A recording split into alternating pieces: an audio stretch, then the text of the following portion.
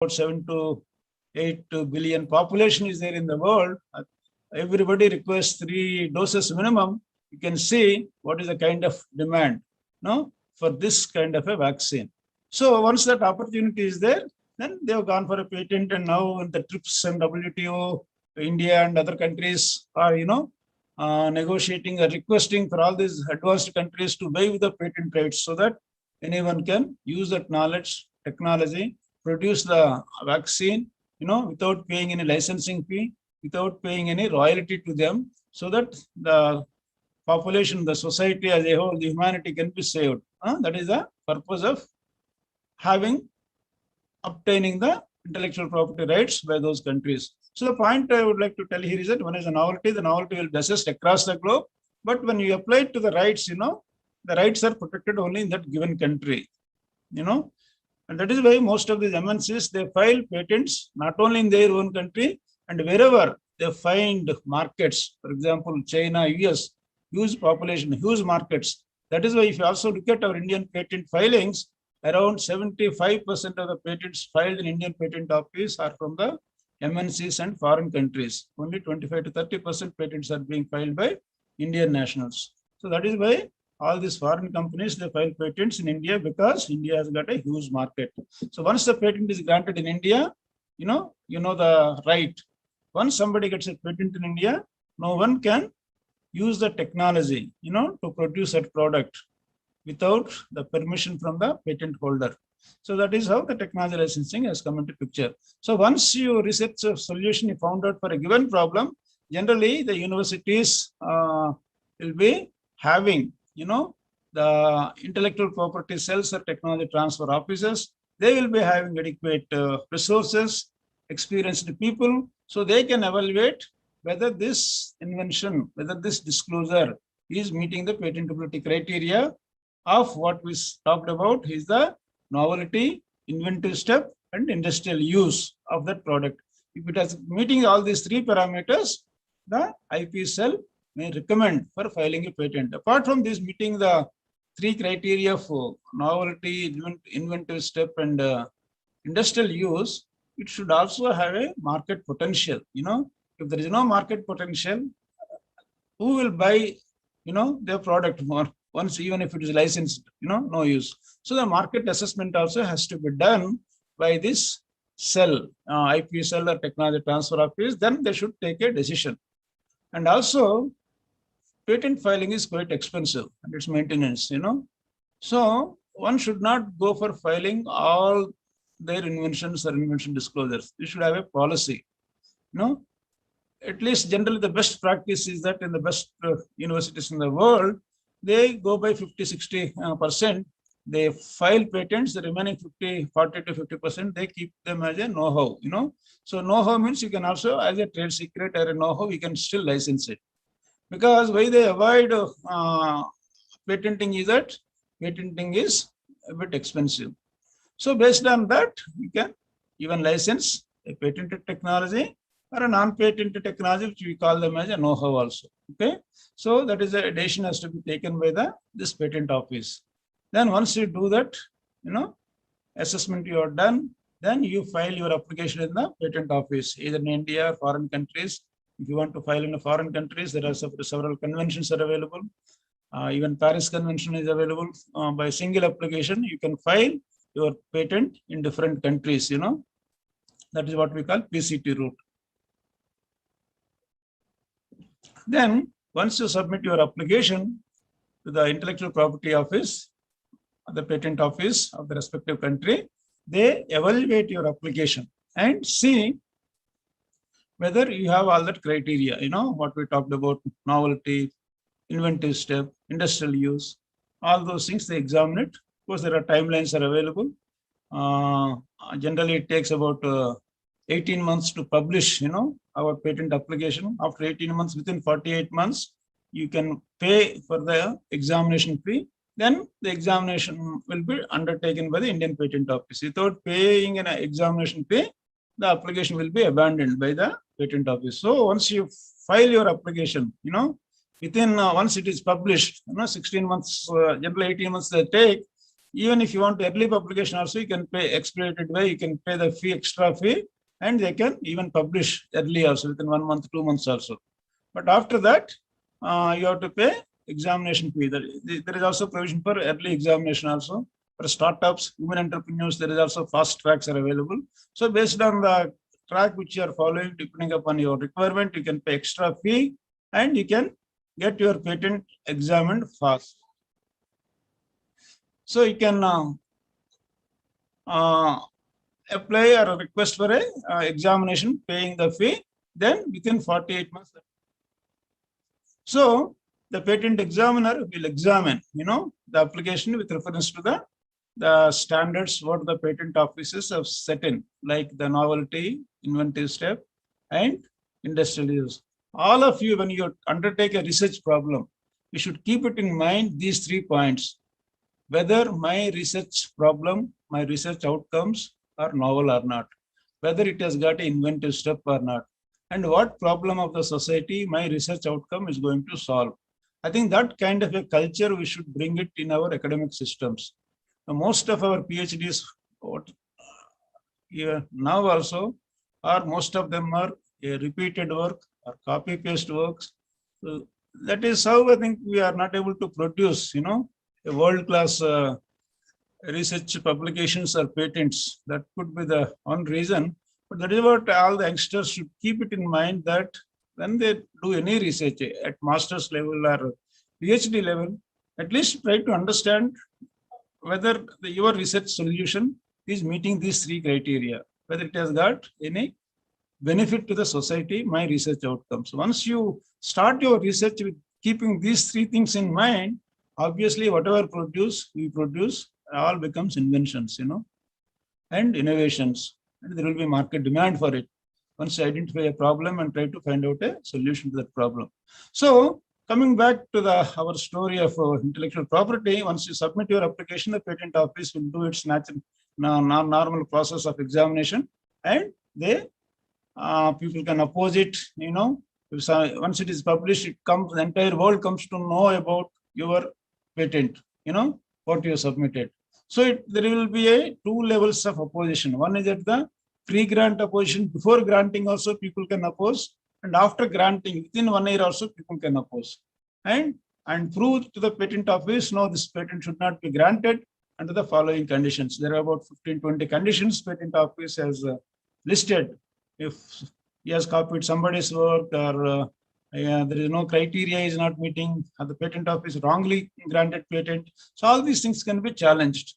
So once the process is over and the patent office examiner is satisfied, then he will grant a patent. Once the patent is granted, we know the power, we know the rights, it is exclusive, territorial, statutory right given to the inventor for disclosing his invention to the government, So the protection is given for that. If you don't disclose, tomorrow somebody copies, if you say that somebody copied my technology, so against what they will compare and come to a decision saying that someone else has copied. So to assess that properly, we need to disclose our invention completely and fully. Like we purchased a land, a piece of land, we will say that this is the extent of area, north somebody is so and so at this survey number, and he is the owner. Similarly, south, similarly east, we also give the boundaries for our, similar way for our invention also, we need to clearly define all these things. That is what we call them as a claims in the patent application. Unless we define clearly the boundaries of our property or the boundaries of our invention, government also cannot give protection. So whatever you disclose in your patent application, whatever you disclose in your claims, government gives protection. Say, for example, you have found out a chemical or a pharmaceutical, A plus B plus C gives rise to C. Under these concentrations, under these pressures, under these catalysts, this is what I invented new. He found out that so far no one has used that kind of raw materials. No one has produced that product in such a low cost and less time, all these things will contribute to granting that invention. So if somebody like that, if say, it will be examined and patent will be granted. So once that is done there, patent is granted, you are the owner. You can enjoy all the rights like a tangible asset what you enjoy. You can assign it, you can license it, you can do the way you want to enjoy the benefits of the intellectual property rights what were granted to you. So once the intellectual property is granted, what you can do is you can market this knowledge, market this patent to startup companies, big companies in India and abroad. So whoever is interested, they will express their interest saying that, yes, I would like to take a license, or I would like to buy your patent. So once such kind of a request comes, what you need to do is you need to evaluate them. That is what we call due diligence. So you also share your knowledge under a confidential agreement. Say, for example, you develop this technology and the buyer or the licensor wanted to evaluate how it works, So you can also, since you already filed a patent, there's no problem. Your rights are protected. Even if you copies, you can go to the court, And also at the same time, you will also sign a confidential agreement before signing a licensing agreement, saying that I am exchanging this sample with you for your assessment. You should not do any reverse engineering, or you should not copy it, and you should not try to infringe my technology. So that is what we sign the confidentiality agreement. Information. He will evaluate your technology, your claims, what you are saying. You will also, as a technology licensing agency or licensor, you will also evaluate the technology receiver, whether he has got all the capabilities, like the domain experience in that area, whether he has got marketing skills, whether he has got financial strength to bring the product to the market, because these are very, very essential skill sets which are required, because they're all very key variables to make your technology transfer a success or a failure. So both sides have to evaluate each other's strengths and weaknesses. So once you satisfy, yes, these are the people who can take the technology to market, which is a risky technology, we should also be convinced. Similarly, the buyer, the licensor of the technology also should convince, yes, this is a good technology, the product is good, the purity is good, whatever they claimed, I could see in that. So once both of you agreed, then what we do is we sign a licensing agreement. Yes, I selected a company. It could be licensing again. There are two types of licensing. One is exclusive licensing. The other one is non-exclusive licensing. Exclusive means you give your knowledge, your technology to only one party. That's what we call exclusive license.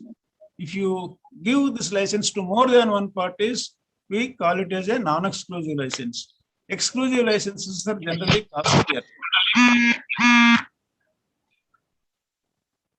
Exclusive licenses are generally costlier because you are giving this technology, or licensing the technology to only one company. But whereas non-exclusive licenses, you can give this license to more than one party or more than one company. Generally, they will be less costlier. So once you license it, you sign the licensing agreement. So technology transfer, takes place by way of, the first step is you sign a technology transfer or a technology licensing agreement. So yesterday we have signed one licensing agreement from Andhra University. One of our faculty member from biochemistry, she developed a portable biosensor for type 2 detection, type 2 diabetes. So that is very portable, like a kind of our mobile phone size. And also she uses that SPR power technology, with a different peptides. So right now what we are using is this device is that we put a strip, and it's every strip you need to throw it here. Here the technology is that there will not be any strip. There is a kind of a window is there. You put the blood sample there. After testing is over, you wash it. You can use any number. I think maybe 70 to 80 times. You can use that, or even more, and it can be used for multiple disease detection. That is what the inventor says. That technology is also patented. The patent is pending now, the grant. So some party is shown interest. So, and basically we advertise this technology is available in the university, various newspapers and website. By seeing that, one of the entrepreneur startup company approached us, and we evaluated their capabilities, and they also evaluated this product. and there is a fit between both the organizations. So then we have decided to license it. Yesterday we licensed it. We signed the technology licensing agreement. It is a non-exclusive licensing agreement. Now, once the agreement is signed, then what happens? How you transfer this knowledge, what you have developed, that is the important step here. So once the agreement is signed, you need to transfer this knowledge to the entrepreneur so that he use that knowledge and build a commercial plan. So what is the process of transferring this knowledge? The first and foremost thing in the technology licensing agreement or after like licensing agreement is signed is that the technology transfer in the form of a submitting a process know-how package. That is the first and foremost step. Process know-how package means the process know-how package tells you all the steps involved in development of that device. For example, starting from raw materials. What are all the raw materials? What are all the specifications? How you mixed them? How you made the product and how you tested that product? What are the kind of effluents created? All the entire process end to end. How to make it, how to validate it, how to test it, and what scale you made it. So all these things have to be described in the process know-how package. So all the technology transfers across the globe takes place through technology transfer agreement or technology licensing agreement signing, followed by submission of the technology transfer package, the know-how package, that's what we call it. If you look at either any of these in India, most of the products what we are using today are most of them are based on the imported technology. Take oil, gas, fertilizers, steel. All these technologies have come from foreign countries. So our country, our Indian industries signed that kind of a technology transfer agreement. Then they have been given a know-how package. They have also been trained in their facilities. In case of academics, or national laboratories, mostly they're all innovative technologies. There will not be any commercial plants to train them. No, they will train only in the laboratories where these technologies have been developed. So the people who got license for this technology, they will be trained in case if it is a innovative laboratory scale technologies. But it is already proven technologies. For example, a fertilizer plant is working in some country, oil refinery is working in some country. From there also you can get the technology transferred to India. That is what we call, if the technology is transferred from an existing plant, a commercial plant from one country to another country, that is what we call as a horizontal technology transfer. But whereas if you're developing a technology from idea to market, like what you have seen here, this is what we call as a vertical technology transfer. Vertical means step by step you develop this technology and brought the product or the process or the service to the market. So once you transfer this knowledge in the form of a know-how package, which gives you all the details, and also arrange a demonstration of the technology in the laboratory or a pilot scale, where you have developed it. So based on that, the technology receiver also, you need to take a certificate from him saying that, yes, consequent to signing of the licensing agreement, I have been given a technical know-how package. I've been also trained in the laboratory or a bench scale process, how to produce the product, how to validate that product, how to test that product, all the assays and the methodology to test also you need to give it. So based on that, once he is satisfied, he himself will do generally the laboratory, we give 3 demonstrations, and all the 3 demonstrations he himself will do with his own hands, maybe second demonstration onwards. And finally, he prepares a report. What are all the experimental conditions? What are all the yields? What are all the purities we got? In all the 3 batches, And in all the 3 batches, we should be able to demonstrate with a repeatability and accuracy, the purity. It should not vary plus or minus 10%. So if you're able to demonstrate the technology in the laboratory with plus or minus 10% variation, that is acceptable, Then once he is satisfied, we should take a certificate from him saying that the technology was demonstrated to me in the laboratory scale. I understood the technology fully. I produced myself. I am confident of reproducing this in a commercial scale, That's kind of a certificate we take. Otherwise, tomorrow what happens is that he may put a case against us saying that and I have given the technology, I have paid 10 lakhs, 20 lakhs for this technology, but I have not got anything out of it. So this is a techno-legal document we need to create once the agreement is signed, technical know-how package is given, technology is demonstrated. Now, once he is satisfied, or if he is not satisfied, we need to put on record why he is not satisfied. We need to address that problem. But generally, before we attempt licensing, our faculty members or scientists are confident about what they want to license, the purities or the accuracies, all those things, the assays, they are very confident. Then only we market these technologies. So once that is done, so based on the information given by us, the process know-how, the know-how package, he prepares a DPR, detailed project report. Once he prepares a DPR for a commercial plant, say I want to produce 1,000 tons, whereas in the laboratory scale, we produced only 1 kg.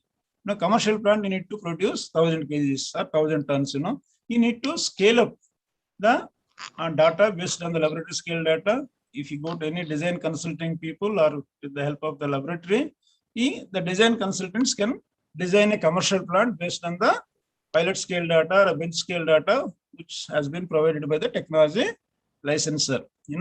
Based on that, they will design it. So again, on that design, he borrows money, raises required resources, and establish commercial plant. And once establishes, the process has to be again re-standardized in the commercial plant. So again, the laboratory or the university which transferred this technology has to help the entrepreneur so that he will be able to assimilate or reproduce the product process, what he has been demonstrated in the laboratory scale. So once he is satisfied and comfortable there, then we say that the technology transfer is complete. So technology transfer, basically, there will be 2 stages. One in the demonstration at the laboratory scale, the other one is the demonstration at the commercial scale. But many times what happens is that that demonstration, they leave it to the company also. They will not. But generally, that is a process, unless you demonstrate at a commercial plant, because there will be a lot of non-ideal conditions in the commercial plant. What you are doing in a laboratory scale in a 1 liter beaker, the heat transfer, the mass transfer, all these things are in ideal conditions. But whereas in commercial scales, when you scale it up, you are working in a non-ideal conditions. So whatever results you got, whatever times you got in the laboratory, you may not get it in the commercial scale. It may take, for example, in the laboratory, for example, to produce or synthesis a drug, you got it in 2 hours. But when you scale it up in a commercial plant, you may not get it in 2 hours. It may take even 3 hours also. So that kind of adjustments have to be made, and the agreements have to be accordingly drafted. It should not become a liability on the part of the technology licensing agency. So they know the confidential level, when they scale it up. That is why always you better to scale up the technology, bench scale or a pilot scale. That is very, very important. That is where the technology readiness levels comes into picture. That is what the topic is also said, TRL, technology readiness level. If the technology at a higher level, TRL level, it is better for the industry. And the success of its commercialization is better assured. No technology can be 100% successful, and the technologies always fail. This is depending upon the scale at which you developed it. If you license a technology at a TRL 3 or TRL 4, there are a large number of chances of failure at a commercial scale. If you're transferring a technology at TRL 8 or 9, the failure chances are very less. So that is what we are going to talk about, the TRL levels also subsequently. So once you commercialize, establish a commercial plant, sell the product in the market,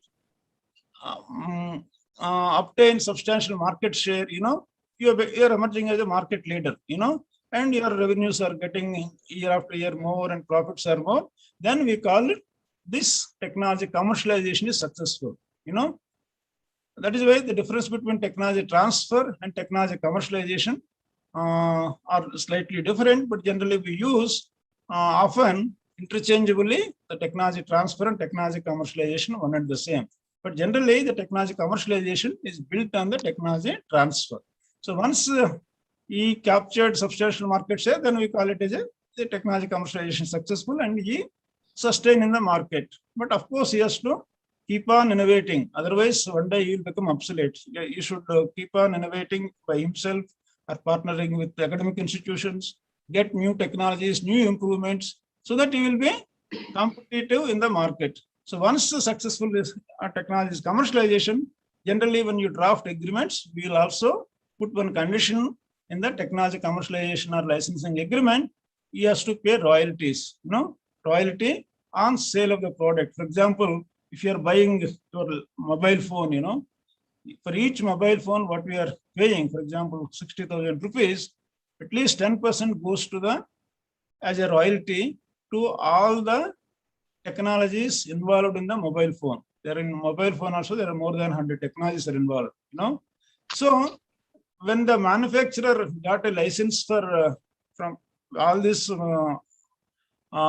technology developers, in mobile phone, there is a camera, there is a screen, there is a chip, there is a software. He might have sourced all these things from different agencies. So once he sold the product, he will also earmark about 10% of the price to all these people. So depending upon their contribution in the technology, they will get the royalties. So the basic concept is that any research, should lead to royalties. That research is only a successful research, a sustainable research, a useful research, in my opinion. If the research doesn't solve the problems of the industry or the society, and if nobody is willing to buy that product or service out of your research outcome, and there is no point in doing such kind of research. It is a wastage of national resources, wastage of your time. You may be getting some kind of a degree, and you may be getting some kind of a skill sets in the process, but the real benefits of research comes only when you are able to generate royalties out of your research outcomes. So this is the broad overview of research, research, invention disclosure, its assessment, intellectual property protection, then marketing to find a license for this, selecting a license, how do you select, each one is just a chapter by itself in the technology management, licensing, commercialization, royalties.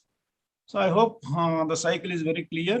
What we are going to discuss subsequently is some components of this overall process. So I would like to just give some examples, the problem solution approach. The problem statement or the solution need not be all the time, very high technology oriented, high technology end. Even a simple problems in the society, if you're able to identify, that can become an invention. You can get a patent rights on that. To just to motivate, to inspire you to think differently, I would like to give some examples here, what we see in our day-to-day life. What is this? This is a cycle stand where we park our cycles. This is very conventional. We have been seeing it since generations, we have been using it. But some crazy guy thought about it, why we should park cycles horizontally only. See how much space it is occupying, so much length, Then he came out with an idea, why can't we park our cycles in a vertical mode, But this saves around 50% of the space. He got a US patent on this, The point I would like to say again and again is that we should inculcate in our students, in all of us, to think differently, observe the society, observe the way we live, and think, is there any better way to do things than what we are doing? That is very, very important. Once you are able to have that kind of a mindset, the universe provides a lot of opportunities for us to think and come out with unique solutions. It is nothing but it contributes to the creation of a innovative society. This kind of a concept, this kind of a mindset, this kind of a education is very, very important from early stage. That is why if you look at a small country like Israel, it is the most advanced country as far as technology is concerned. Why? Because they tune their children, they educate their children in such a manner at a very early age, they have been able to teach them, how to think differently, how to observe the society, how to identify the problems, That is why even I was told that even a sixth class, they teach this innovation IP to those students. So that kind of a culture we need to build among our community, among our students, so that India also has got huge potential. They have got a huge creative manpower, creative minds. What is required is that the culture, need to bring that kind of a culture in our youth so that we will be able to come out with such kind of a inventions which can benefit the society. See, it's another simple example, another thing I would like to give. Here, what is this? This is a sewing needle. This needle was patented way back. Not only hole in the top. This is only one dimensional. No, someone has come out with an idea. Why can't we have a hole in the other end of the needle also? That simple idea, has transformed all our textile garment industry. Such a simple hole, has transformed. Now can stitch 360 degrees, 360 degrees. Whereas using this, it is not possible, the single hole. So you see the power of the mind, the power of invention, It's possible. Though there are different types of needles subsequently came out, but this simple invention of having a hole, this is the first time in the world. No one has thought at that point of time, Probably you can think of why not 2 holes? Why can't we have 3 holes? Provided if you find an application and use, are able to define it, probably it may be a useful product and you can also get a patent. Simpler thing is the paper clip, how simple paper clip we used to use it, In 1899, Johann Waller has got the patent on this paper clip. So there are many complex patents are available in our drugs, our space, our engineering, automobile, whatever we are using, in our day-to-day life, everything is protected through patents or intellectual property right, one form or the other form. We all know that there are 8 or 7 types of intellectual property rights. Particularly the industrial intellectual property rights are the patents, trademarks, copyrights, They're all very, very important. The students, faculty members should understand the difference between all these intellectual property rights. What for you get, what right? If you get it, what is the benefit, And if somebody copies or infringes your rights, what remedial measures are available? Every day we observe, Samsung and Apple copying each other's patents knowingly or unknowingly. So this is the kind of an error environment we are all living, competition, If you want to be competitive in the market, you should have an innovative product, protected product, That is how you can be successful in the market. Now, these are all different types of paper clips for which patents were granted, So, in similar, another example I would like to give here is that, when we open a Coca-Cola can, olden days they used to open that can in a different complex manner with a hammer and all those things, every shop. But some gentleman thought about having a opener in the can, which is a very simple device. Just lift it and it cuts and make a pierce on the hole in that can and liquid comes out, So such a simple thing he has invented. He is getting 1/10 of a penny for each Coca-Cola can we open it. Every day he is getting around 1,50,000 US pounds as a royalty on that.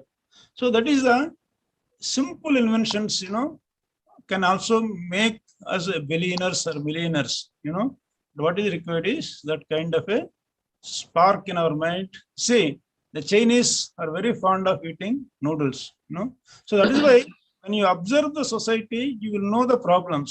And if you're able to come out with a solution, an optimum solution or cost-effective solution to that, it becomes a technology also, So see here, this gentleman, who is a Chinese person, they are fond of eating noodles, and he also can't wait. He doesn't want to wait. you want to eat when they are hot also, eatable condition. So he invented a small kind of a fan. Of course, once you package it, it looks so beautiful. But this is at the very crude stage, the concept proving, this is what we call proof of concept. Once it works comfortably, and you can always package it so that you will come out with a beautiful product to the market. So these are all some of the simple examples I've chosen to motivate all the students to build that kind of a mindset, to build that kind of a culture in all of us. Then coming to the technology transfer, there are only substantiation to what I said so far. Technology transfer or commercialization, we already discussed about it. The process of transferring R&D knowledge, IP, technical expertise, or know-how developed by an individual, enterprise, university, or academic institution, or a research institute to another individual, or another person, or another academic institute, or an enterprise. Knowledge transfer basically from one person or one organization to another person or another organization is a technology transfer. But the formal technology transfer happens through licensing agreement, is what we have discussed it, which is a techno-legal commercial contract. That licensing agreement is nothing but it is a technical. You all give what you are delivering as technology. The legal, if something goes wrong, if somebody fails in their responsibilities, what kind of legal remedies are available, and commercial terms also, the licensing fee, the royalty, all these things. So technology transfer agreement or licensing agreement is a techno-legal commercial contract. All of us need to have a minimum knowledge on all these things in this innovation era. So this is again a general process, how the from idea to market takes place. In that process, in that journey, what precautions one should take, particularly with regard to patent protection. Many times you get a doubt, shall I publish first or shall I go for a patent? As per the patent rules, if you publish first, what happens if it's published? It goes into the public domain. Then you go for a patent. You all know that patentability criteria. It should be novel. Novel means it should not be in the public domain. It should be first time in the entire world. So the moment you put it in a public domain, or publish in a paper, a peer-reviewed journal, or put it in exhibition, or give a newspaper advertisement about your technology, so all these things will be recorded somewhere else. So what happens is that when you file a patent, the patent examiner will do search to find out whether similar kind of knowledge is already published or patented anywhere in the world. So your own knowledge, your own paper becomes a counterproductive to you, because as per the definition of novelty, it should not be in the public domain, even your own knowledge. Once that is there, novelty is lost and you will not be eligible for protection or granting a patent. So that is why what is important is that this graph clearly shows that, is my idea or a finding or a research an invention. Invention means what we said is the invention criteria, the novelty, inventive step, industrial use. If it is meeting all those things, then you disclose to the invention to your IPR cell or TTO office.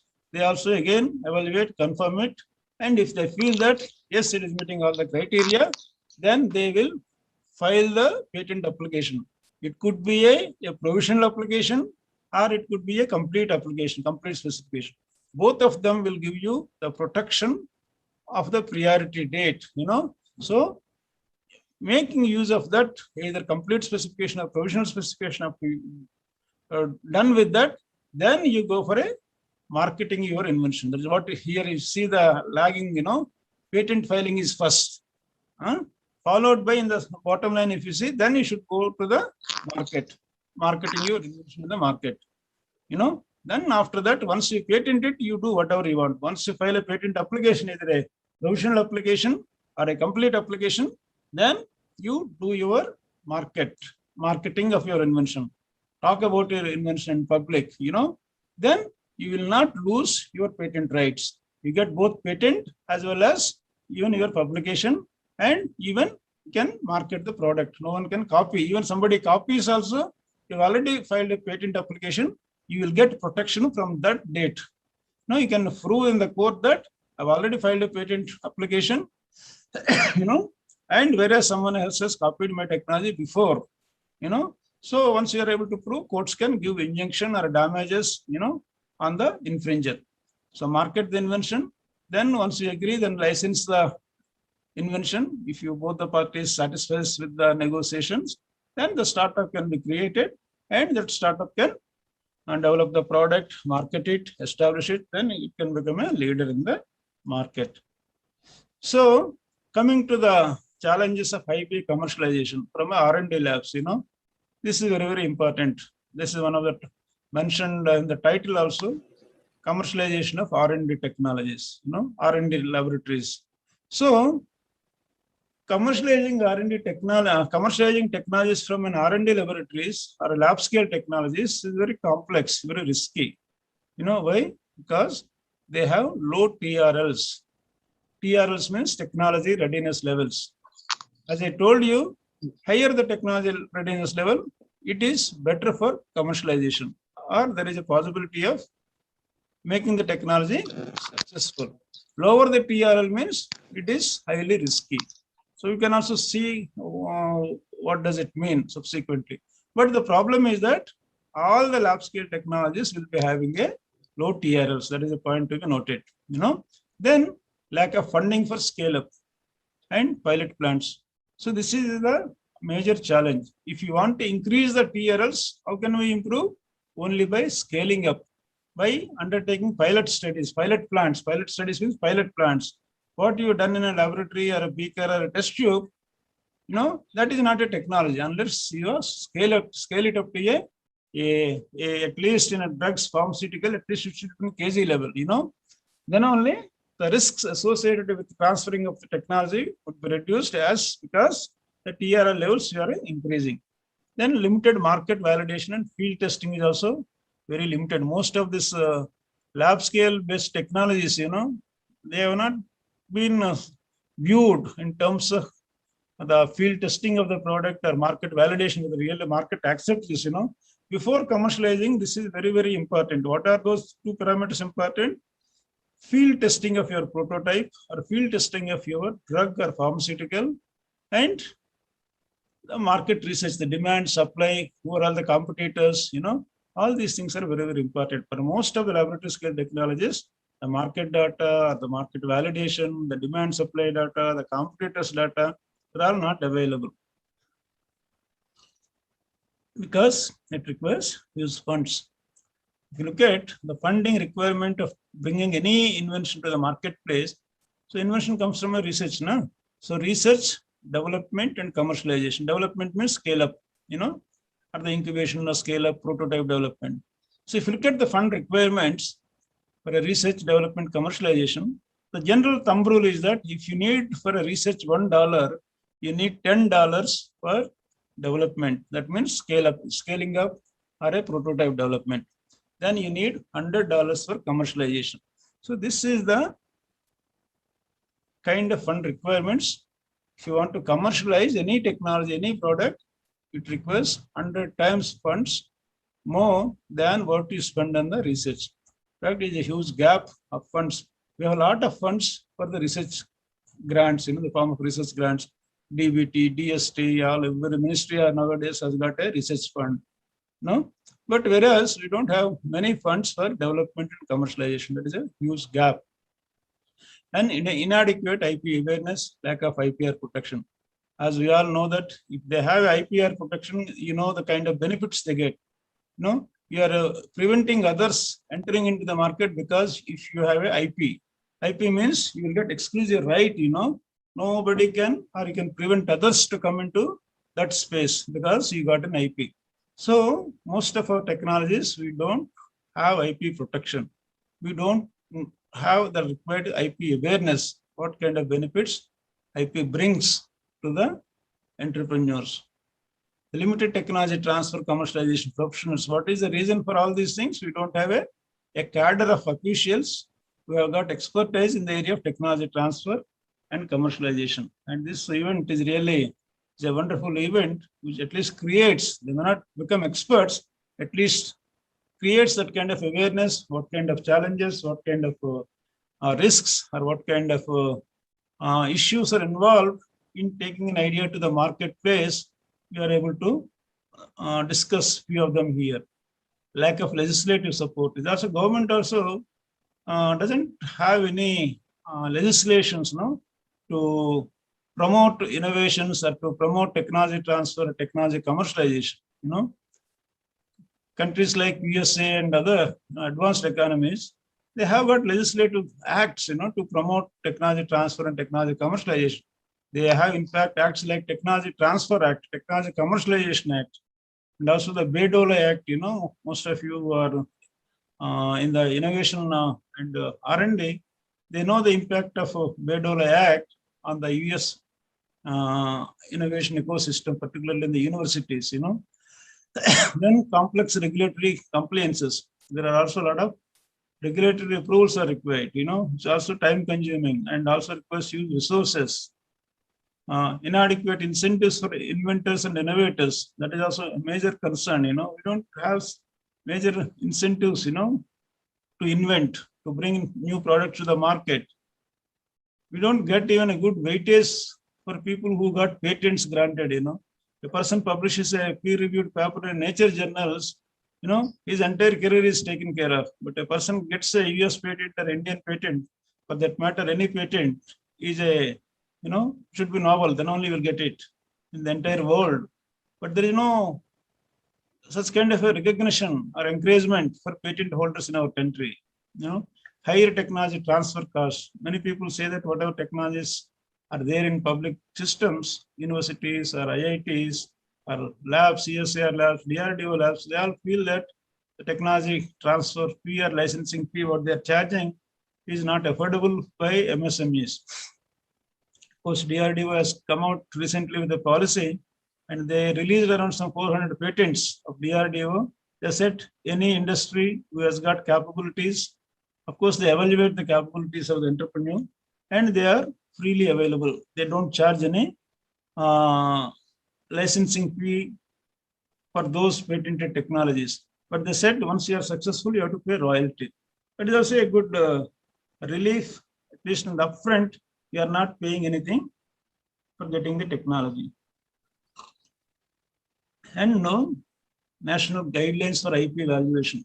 This is also very, very important. If you have a patent, if you want to license it, at what price one should license it? There are no national guidelines on that. So what is happening is that you might have spent, say, for example, 10 lakhs to develop a technology, but in absence of the national guidelines, so whatever the buyer offers, no, I can't pay you 10 lakhs. I can pay you 1 lakh only. It is up to you whether you give it or not, So it is almost like a distress sale. Most of the technologies are licensed, except few premier institutions. Most of the institutions, so what the buyer offers is the criteria, not the value of the technology, because of lack of national guidelines. Patents are not technologies. Most of them are POCs. POCs means proof of concepts. So the proof of concept can be done mostly at the laboratory scale. So if you want to call it as a technology, it should be TRL 6 and above. Then only it is called some kind of a mature technology. So most of the technologies what we have here in our country are at a POCs and low patent commercialization rate also. The patents whatever we have in that only around 5 to 7%, leaving some exceptions like CSIR, which claims their commercialization rate is around 20-25%. But most of the institutions' patent portfolio and the commercialization, if you see, it is in the national average is only about 5 to 7%. So these are all the challenges. If you want to commercialize innovations, commercialize IPs, commercialize technologies which are emanating from the R&D laboratories of an academic institute, or it can be a national laboratory. So these are the top challenges we all need to address if you want to achieve successful technology transfer or technology commercialization, or if you want a good return on investment for the developer of the technology and also the investor who takes your technology and establish commercial plant. These are all nothing but risk factors one need to take care of. So how do you commercialize a patent? What is the framework? What are the steps involved in taking the technology to marketplace? So you have a patented or non-patented know-how, that's what we have discussed about. It's not necessary that all technologies have to be patented. Some of them can be even non-patented. That's what we call know-how, or trade secret. Then, once you have the technical know-how or the patented knowledge, so basically once you have a patent means you have the total process, how to make that product, what are the assays and what are the yields, all those things you have more or less, you have the full details about the technology and the technology benefits. Once that is there, you need to prepare a marketing literature on the technology. This is the first and foremost step.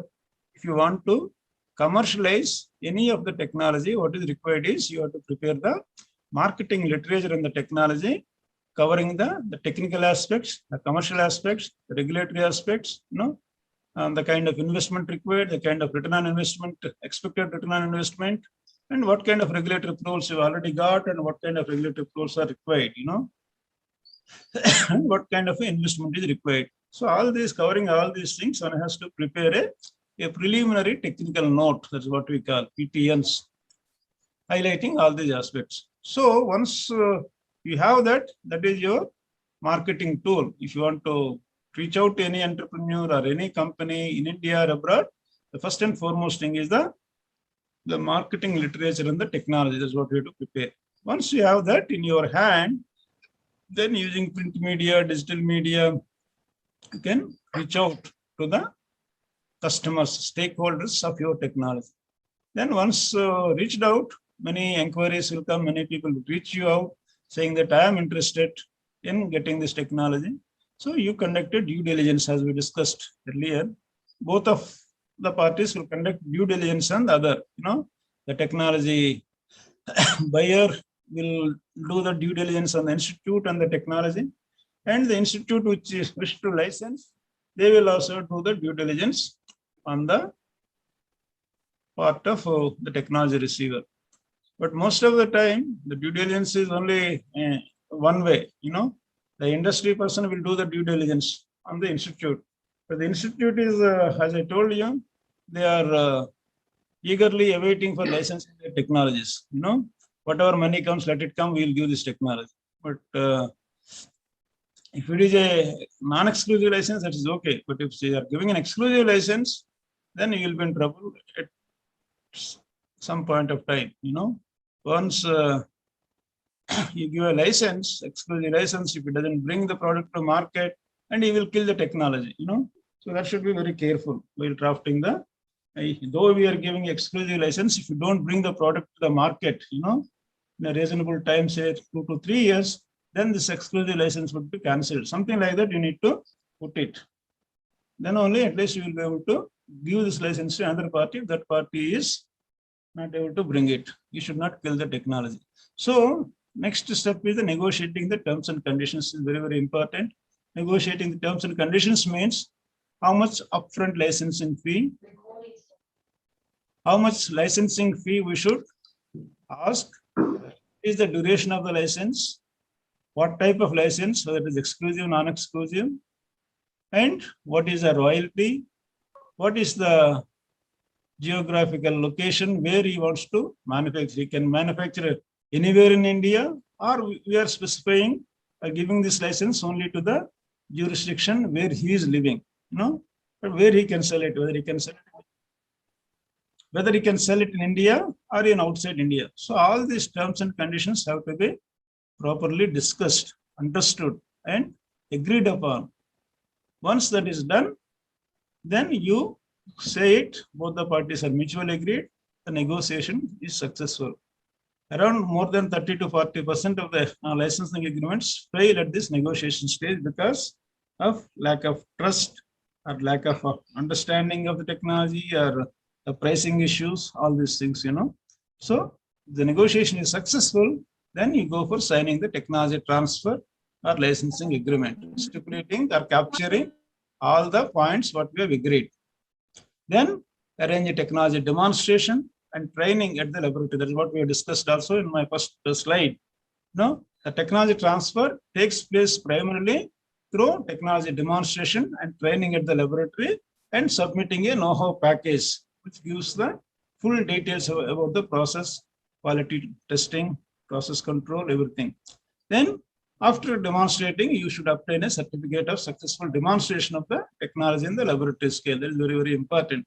Tomorrow, if you see you, if you are taken to the court saying that I paid so much money, has not given me except a piece of paper, the licensing agreement, or a book which contains the know-how, I'm not able to move forward. At least if you obtain a certificate from immediately after arranging the demonstration, that will help us in the future.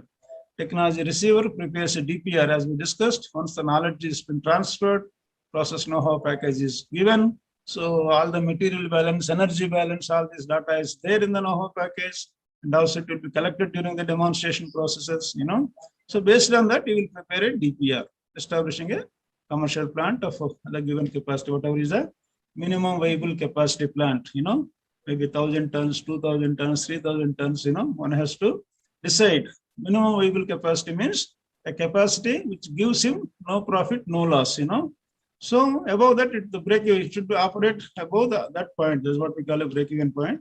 So that viable capacity has to be decided based on the projected cash flows and its capacity utilization.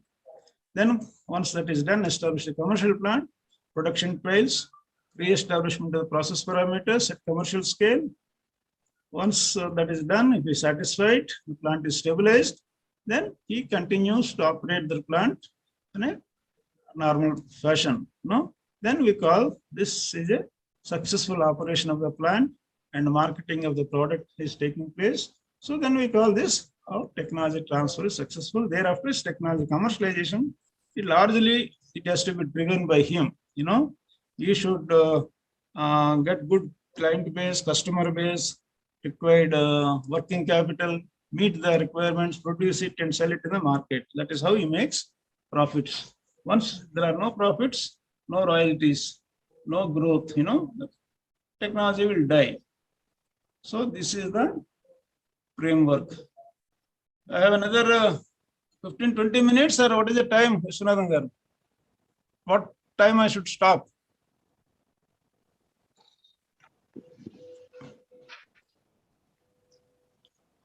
Okay. Because this is sir, you can continue, sir. Okay, no problem. So steps to leading to patent commercialization. Commercialization can happen, for both patented technologies or non-patented technologies. But what is important is that if you want to bring any product to the market, the most important thing is the market assessment. How large is the market? What is the competition for that product or for the technology?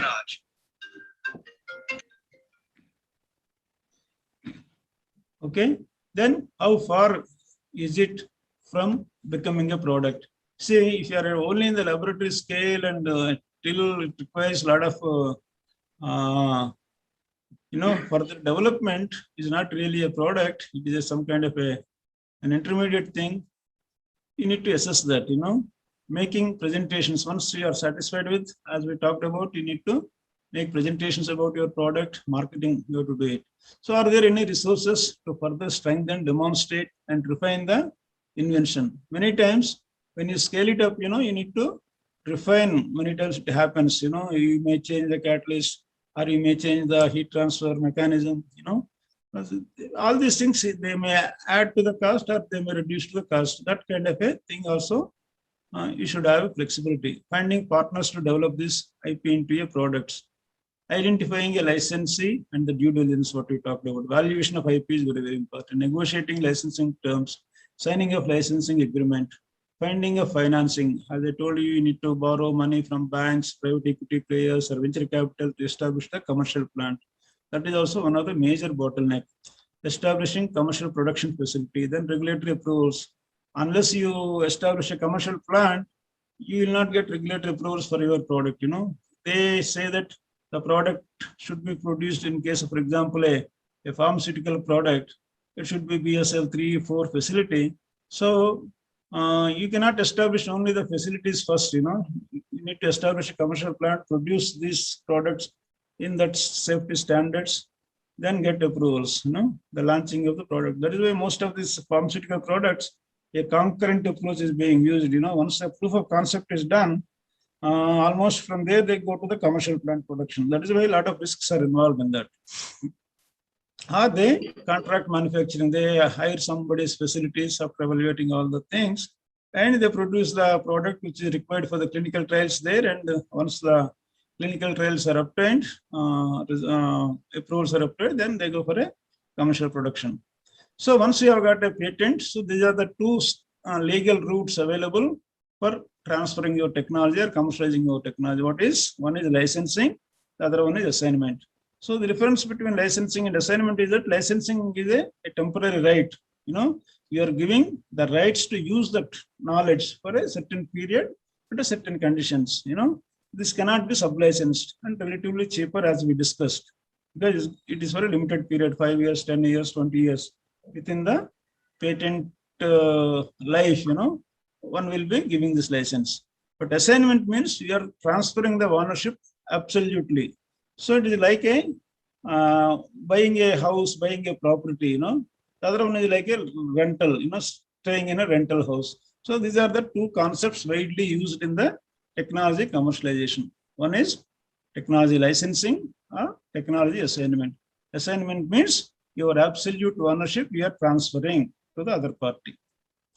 So of course it's expensive, and the perpetual rights are given to the individuals. So these practical aspects are key issues in technology commercialization, licensing agreements, and what we also discussed majority of them. But what is important is that these agreements, need to be very, very clear, because it's technical, commercial, legal document, licensing agreement. If you don't cover properly all the precautions, all the issues, if somebody other party lands into problem, then this becomes a referral document. So in the licensing agreement, the main clauses are the definition clause. The other one is roles, responsibilities. Third one is exclusive or non-exclusive assignment, or geography of manufacturing and selling, licensing fee, royalty rate, duration, IP issues, who is going to maintain the IP, after once it is licensed, whether the institute or the university is going to maintain the IP every year maintenance charge, or the licensee is going to do that. You need to have a clarity on that. Future developments, improvements. For example, you develop the technology further, improve the technology further, whether the licensee is going to get the first right on that, or you can transfer to other party, or all those things have to be mentioned. Infringement, if somebody copied or somebody filed infringement suit against that licensee, who is going to save him, or whether the laboratory or the university is going to help him. What are the limits? All these things have to be mentioned. Indemnity again. Generally, the researchers of the universities, they seek indemnity. We don't take any liability, any product liability. Our liability is only up to demonstrating this technology on varies as is basis. If you are willing to buy or willing to take, you take it. If anything happens out of that, any product liability by using that product, somebody died, you are not held responsible. You need to take care of that. But based on our data, our research, these are the results. Because recently the mRNA vaccine, Pfizer and other companies, why they have not come to India? India wanted indemnity. If somebody died, of course that it was in the beginning of the COVID. If somebody died, you need to pay compensation to them. But these major pharma companies, they did not agree for that indemnity clause. So that is why those products have not come to Indian market in the beginning. So jurisdiction, settlement of disputes. Some dispute arises, where you are going to settle. Force majeure. In case of situations like this, pandemics, nobody will be held responsible. Nobody should be penalized for it, because beyond the control of a human. Then competencies of signatories, whether a board resolution is there or not, the party should be competent, should be authorized by the board, not by the individual things. So one important point I would like to mention here is the product specification. You need to be very carefully mentioned in the agreement, in the definitions. When you give a specifications in the licensing agreement, you need to very carefully define that product. one case where we landed into problem is that we developed a catalytic converter, which is fitted into the automobiles for reducing the pollution. So that catalytic converter, actually it is a ceramic based honeycomb structure, which we have developed it, on which we coat with a catalyst and put the ceramic honeycomb into a metal casing, and that will be fitted into the exhaust pipe of the automobile, a car or a scooter or whatever it is. While we developed this technology, we were very confident and we got the honeycomb structure with a wall thickness about 8 mm. We were able to get the efficiencies about up to 98%, 99%. And we thought, and that was also a first technology transfer for us. No, what we did is, in the specifications we are given a ceramic honeycomb having a wall thickness of 8 mm and so many channels, so many channels mean the number of holes, and with a catalyst loading of this percentage, and this can give up to this percentage conversion of all the toxic gases or pollutant gases which are emanating from the exhaust pipe of the automobile. So we developed, conducted large number of trials, we got good results, and we found out a customer, an entrepreneur to whom we are transferred. When we transferred, when he established a commercial plant, when we started producing the ceramic honeycombs there, we were not able to get a ceramic honeycomb with a 8 mm thickness. We were able to get a ceramic honeycomb with 10 mm thickness. At 8 mm, what is happening is when we sinterate in the furnace, it is cracking. And we tried all our best, all science, technology, all tools, techniques have used, but we are not able to demonstrate a technology at the commercial scale with 8 mm thickness of the ceramic honeycomb. Our agreement says 8 mm. The product will have this kind of a thing. Then that entrepreneur filed a suit against us, both criminal as well as civil. And our director, our scientists, the entire institute, we're all terrified, and case was going on for 2-3 years, and he got a favorable order against us, saying that we failed. And he argued also, because of this 2 mm thickness difference, this raw material I'm importing from China, my cost of production has gone up this much, my profitability has been reduced, and this has caused so much financial burden and loss to me. He made a criminal case on that. And civil suit is that whatever we have mentioned in the agreement, we could not demonstrate it.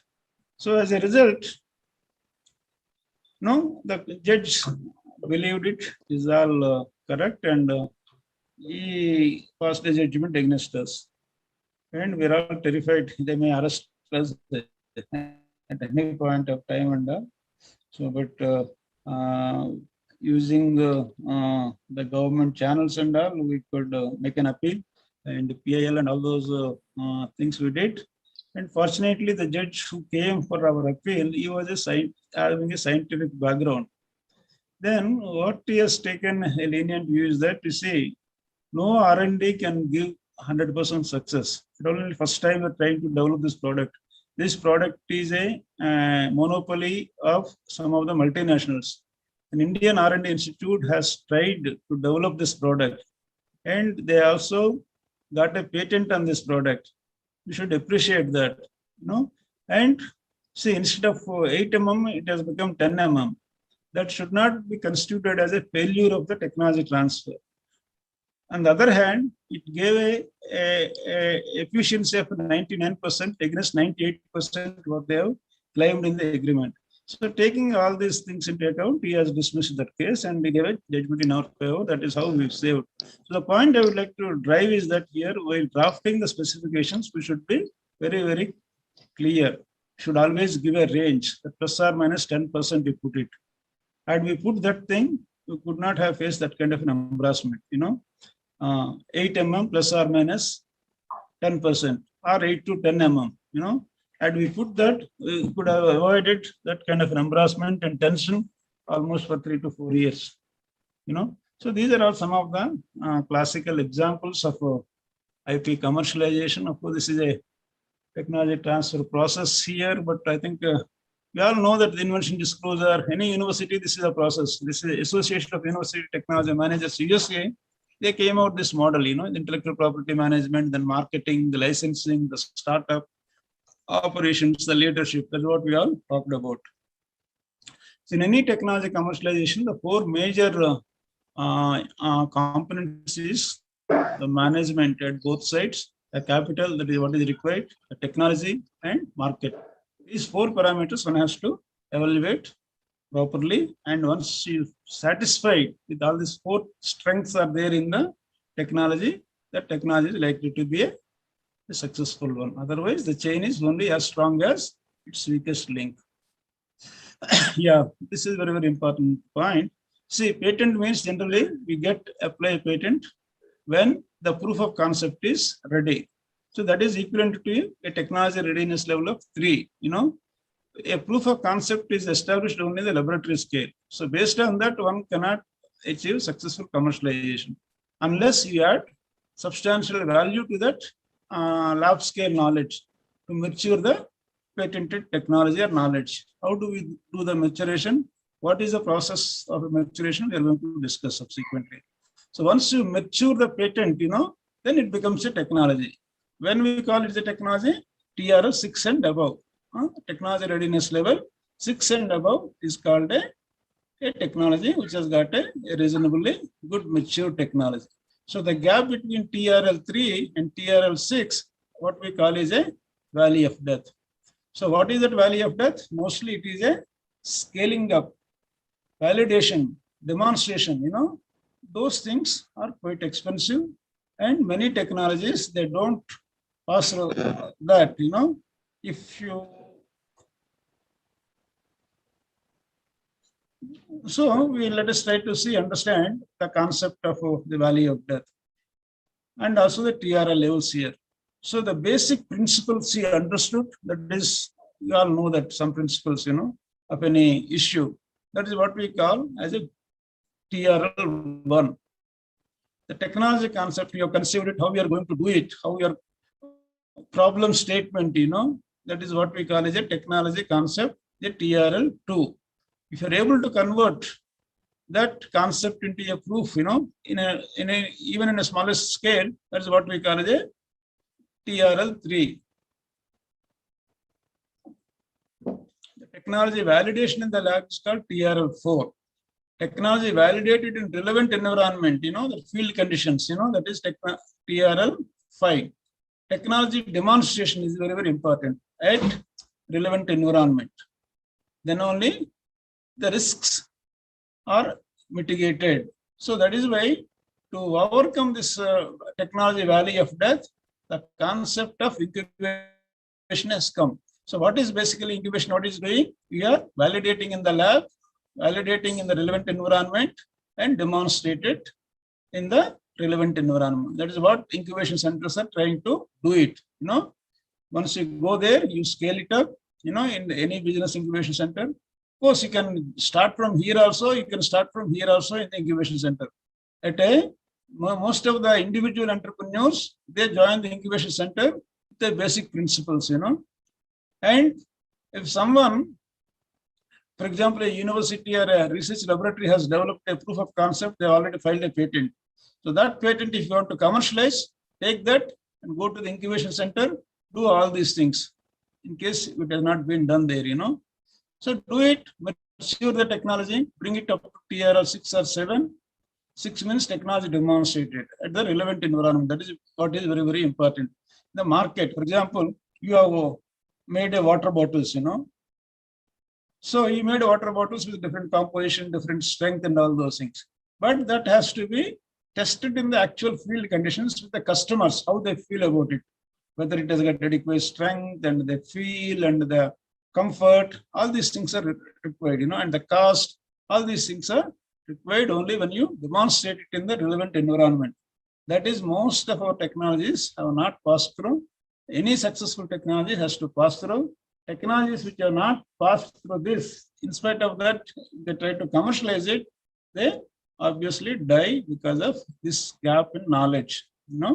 Then system prototype. That is a complete system prototype is called TRL 7. System complete and qualified. Again, all components, you may be some bought out items, all these things to work your, but if you need to integrate everything together, that is what is a kind of a semi-commercial plant, system deployed is called a semi-commercial plant, then is a technology readiness level 9, that's what we call. So TRS 1 to 9 are being followed internationally. I think NASA has brought out this concept of TRL levels. So it's being followed internationally by most of the institutions. So this incubation bridges the gap between the academia and industry. Most of the academic institutions technology will be there at proof of concept or slightly maybe technology validated in the laboratory. This is the academia. But what industry, sir? So what industry requires is from here 6 onwards. So the incubation bridges the gap, matures those technologies into 6 and above. So that is what the incubation system is playing a very effective role. It has been proven across the globe that incubation centers helps to overcome. So probably this could be my last slide. So if you want to achieve technology commercialization success, we know there are several factors. One is the technology transferer, the laboratory or the university, technology receiver, the entrepreneur or a company, then the market factors, the finance factors, the government policy factors. All these things have to come together if you wanted to achieve a technology transfer successful or successful technology commercialization. Ultimately our objective is technology commercialization. So here we identified so many variables in each case. Technology transfer means what are all the attributes, what are all the dimensions, what are the variables important with respect to technology transfer. So we discussed about strong IPRs the technology should have, the prototype should have been field tested, exclusive license should have been given, training and demonstration is important, performance guarantee should be given by the institute, and effective communication between the teams. These are all the 6 variables as far as technology transfer factor is concerned. We identified these 6 variables. And as far as the technology receiver factor is concerned, what are important? Top management champions the project. Leaving to the bottom of the pyramid people, decision making would be different and it delays and it causes so many problems.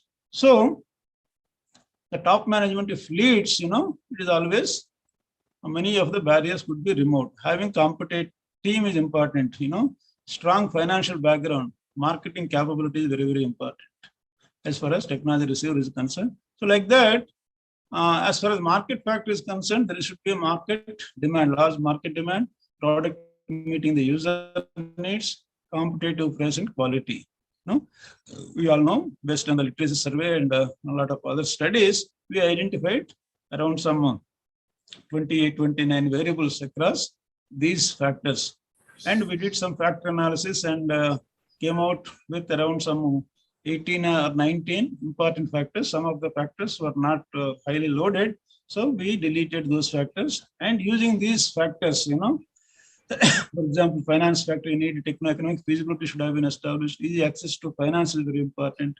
If suppose they are borrowing loans from banks, the longer repayment periods also helped them. Then government policies like proactive legislative acts, fiscal incentives like what they are giving to, the productivity linked incentives, or the solar panels and all. They give a lot of subsidies, those things also helped many of the new technologies to come to market. Strengthening the existing technology financing and incubation schemes also helpful to make these technologies, innovative technologies, successful.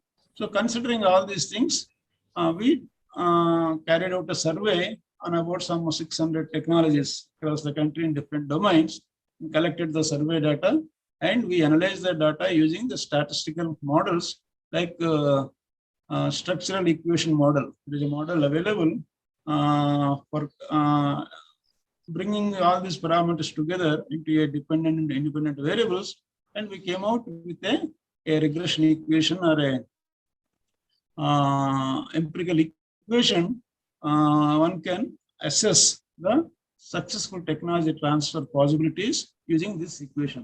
So the successful technology transfer is a function of these are the coefficients, 0.523 times the technology transfer factor, 0.476 times the technology receiver factor, 0.723 times market factor, 0.619 times finance factor, 0.507 times government policy factor. So among all these factors, what is most important factor is the market factor, followed by finance factor, followed by technology transfer factor.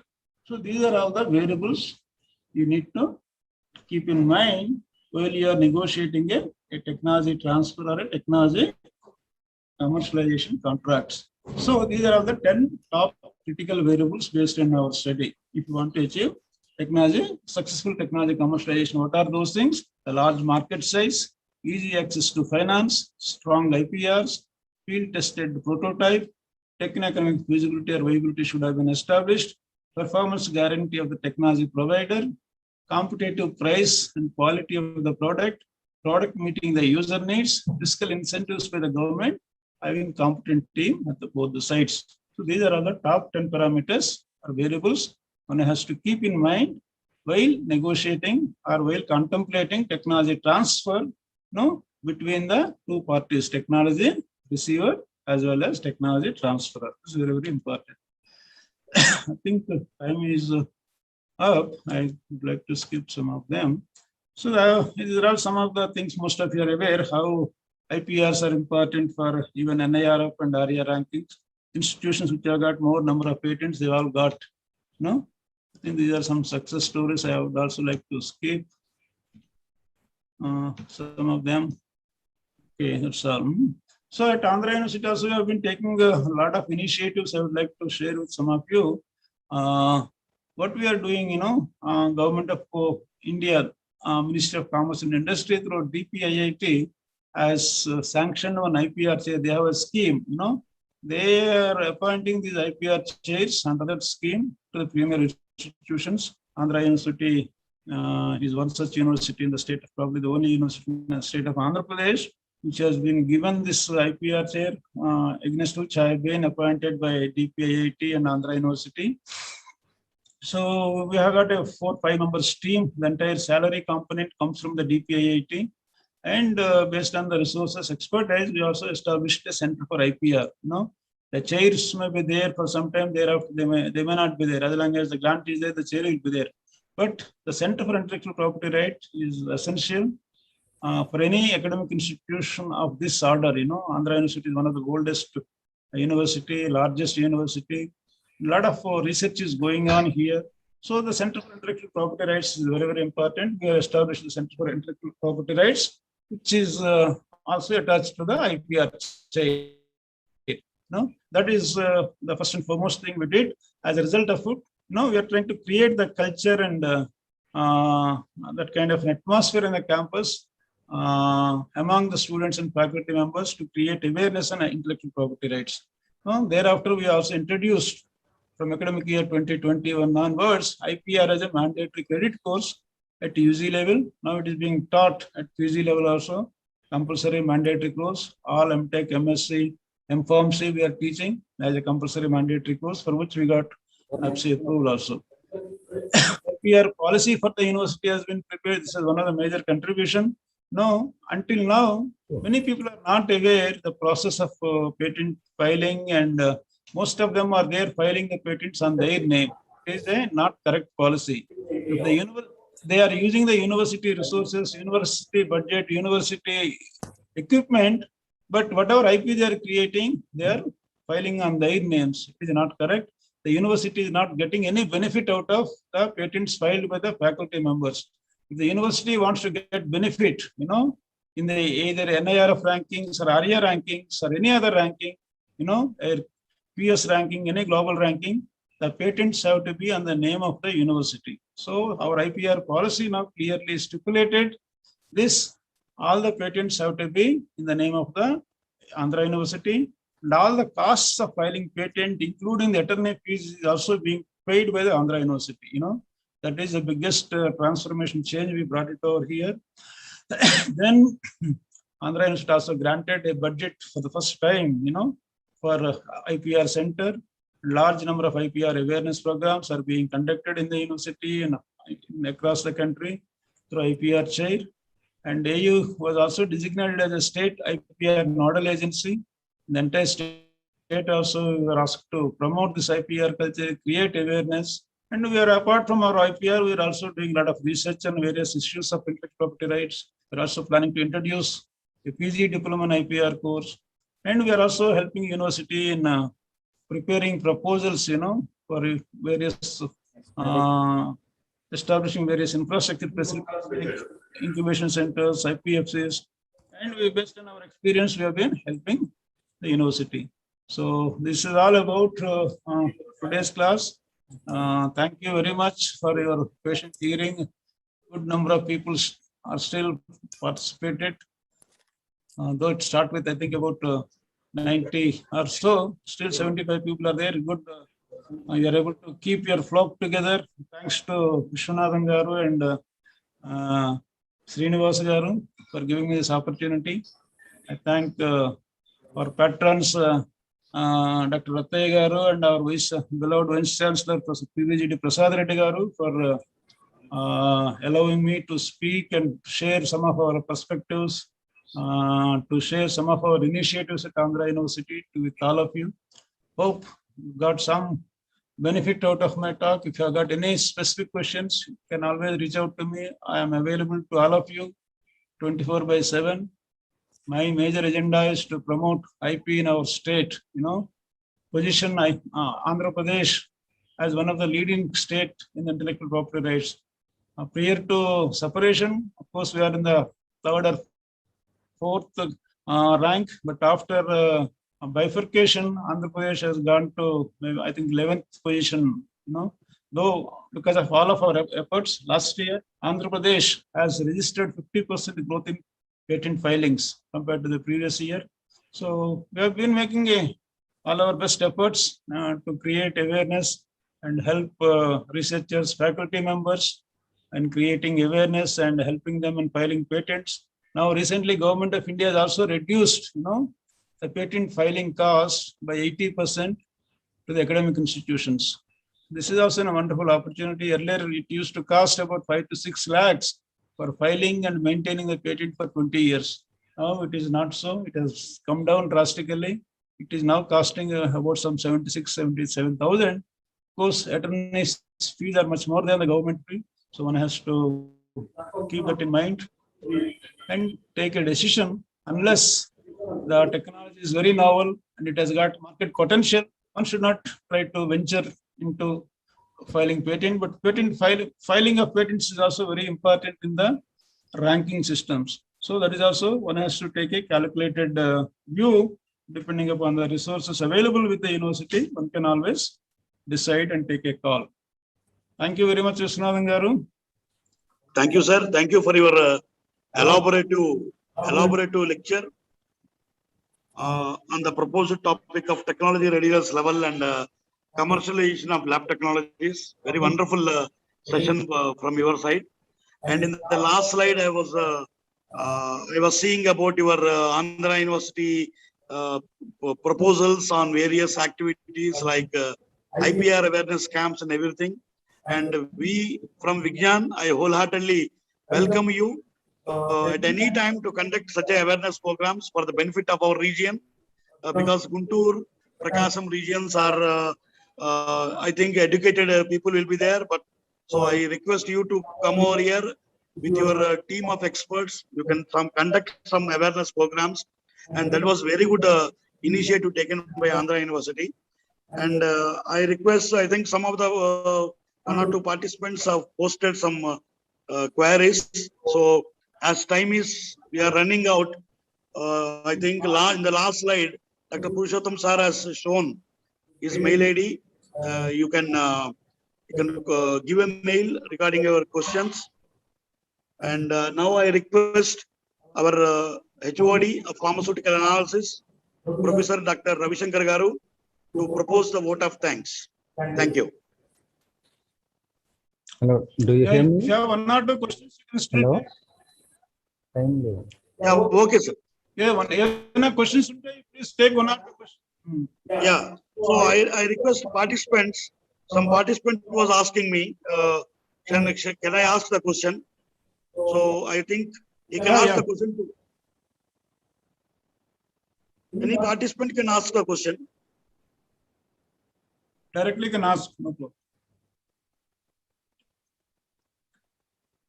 Okay, some participant has given a message in chat box. Anyhow, if he is willing, he can ask. And otherwise, I have a small doubt. Yeah, Dr. Purushottam. Panikumar garu cheppandi. Yeah, it has been a wonderful lecture, sir. Just as a paucity of the time, is there any authentic website or authentic literature available about this process of obtaining IPRs and patents and licenses? Just a simple question. Yeah, you please visit Indian Patent Office website and Indian Patent Office website. There is a manual on patenting brought out by the Indian Patent Office. The authentic process has been described there and is also guided by the Indian Patent Act 1970. So, if you read that act, end to end, the entire process has been described there. But of course, it is a legal language. For technical people, it may be difficult. So, I suggest that you please read the manual brought out by Indian Patent Office. It's available on their website also. Thank you, Doc. Thank you, sir. So now I request.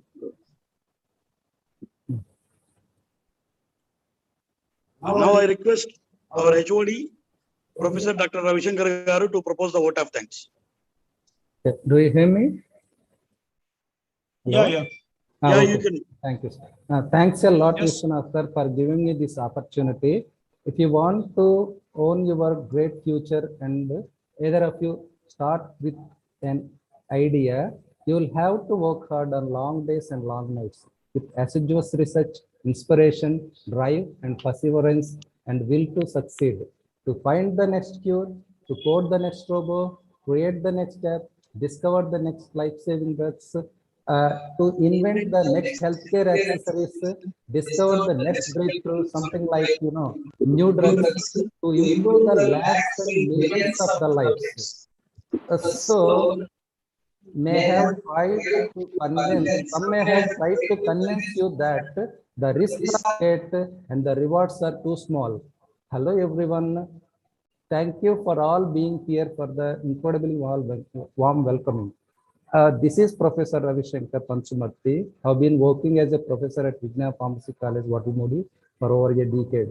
On behalf of Vignan Pharmacy College and Andhra University, I deem it a great honor to propose vote of thanks for this wonderful, interesting webinar session on process of innovation, development, and technology readiness level, TRL. Okay, and commercialization of lab technologies and tech transfer, jointly organized by the IIC of Vignan Pharmacy College and Andhra University. First and foremost, I would like to thank Almighty of God for making this today's event resounding success.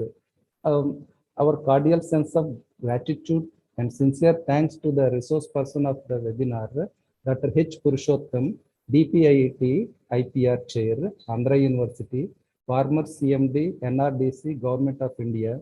Sir has mainly pointed out lots of things here, such as innovation management cycle, technology commercialization and transfer, and TRL levels, research and patents, ideas to commercialization, tech transfer, problem solution approach, and getting inspired us. Okay, and lots of things that everybody could understand elucidly, sir. As a matter of fact, you are always the true friend of Vignan Pharmacy College and Vignan Group of Institutions, sir. It's just spot on, sir. On behalf of our management, principal, staff, we owe you a lot. And thank you profusely, sir. My wholehearted thanks to the honorable management of Vignan Group of Institutions, Chairman Dr. Lavu Rattaya Garu, Vice Chairman Sri L. Krishnadevarayal Garu, for providing us opportunity in organizing lots of webinars like this. a remarkable improvement, and one I know will continue to grow under the leadership of Dr. L. Rathiya Garu. Thanks a million, sir. I would also like to extend my special thanks to Professor PVGD Prasad Reddy Garu, Vice Chancellor, Andhra University, for providing encouragement and support. From the bottom of my heart, I thank the convener of the webinar and the principal of Vignam Pharmacy College, Professor P. Srinivasa Babu, for his continuous encouragement and guidance in bringing out this webinar to the participants. So for all the continuous support you have given us so many ways for organizing all these webinars hitherto. Thanks a lot, sir.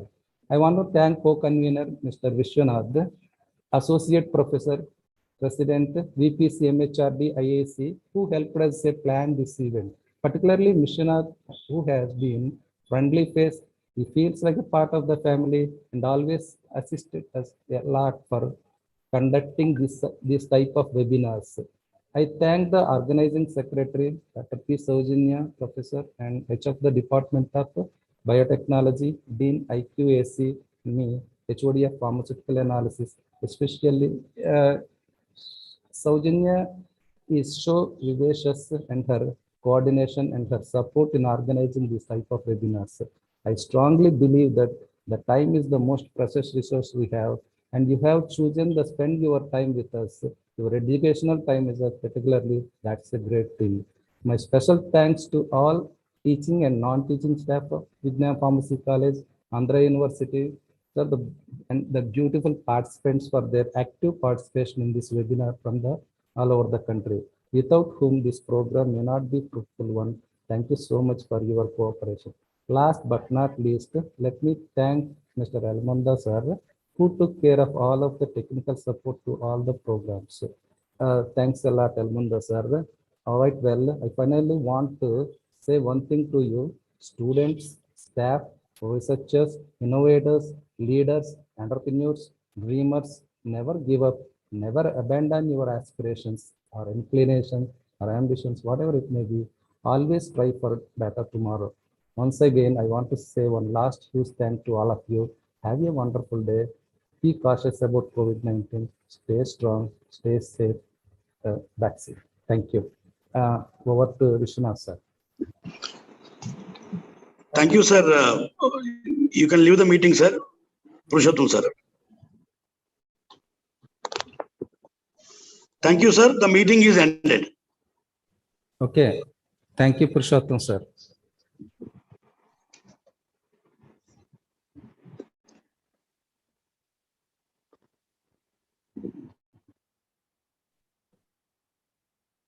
అయిపోయిందా? Entry sir.